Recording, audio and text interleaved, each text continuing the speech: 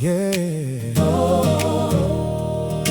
Moses called all Israel and said to them, "Hear, O Israel, the statutes and ordinances which I speak in your hearing this day, that you may learn them and be careful to do them.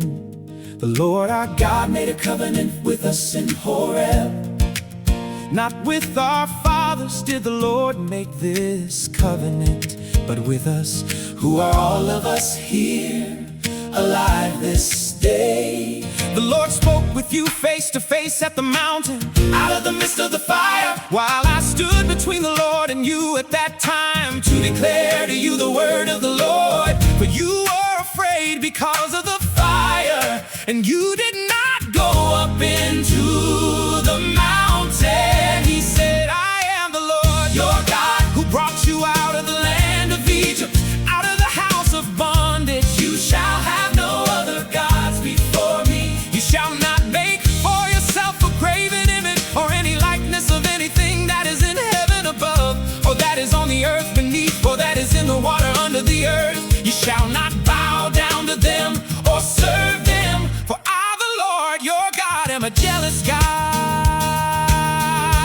visiting the iniquity of the fathers upon the children, to the third and fourth generation of those who hate me, but showing steadfast love to thousands of those who love me and keep my commandments. You shall not take the name of the Lord your God in vain, for the Lord will not hold him guiltless who takes his name in vain. Observe the Sabbath day to keep it holy, as the Lord your God commanded you. 6 days you shall labor and do all your work, but the seventh day is a Sabbath to the Lord your God. In it you shall not do any work, you or your son or your daughter or your manservant or your maidservant or your ox or your ass or any of your cattle, or the sojourner who is within your gates, that your manservant and your maidservant may rest as well as you. You shall remember that you were a servant in the land of Egypt, and the Lord your God brought you out thence with a mighty hand and an outstretched arm. Therefore the Lord your God commanded you to keep the Sabbath day. Honor your father and your mother, as the Lord your God commanded you, that your days may be prolonged and that it may go well with you in the land which the Lord your God gives you. You shall not kill, neither shall you commit adultery, neither shall you steal, neither shall you bear false witness against your neighbor, neither shall you covet your neighbor's wife, and you shall not desire your neighbor's house, his field, or his manservant, or his maidservant, his ox or his ass, or anything that is your neighbor's.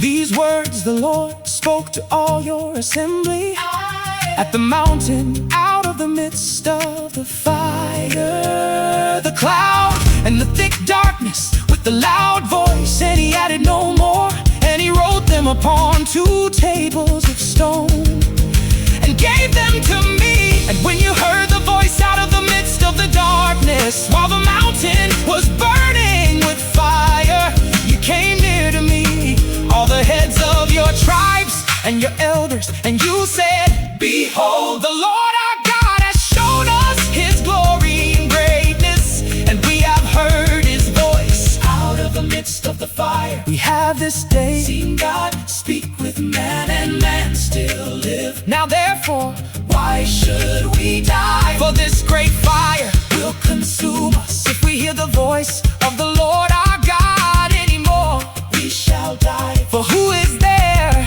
of all flesh that has heard the voice of the living God speaking out of the midst of fire, as we have and has still lived? Go near and hear all that the Lord our God will say, and speak to us all. That the Lord our God will speak to you, and we will hear and do it.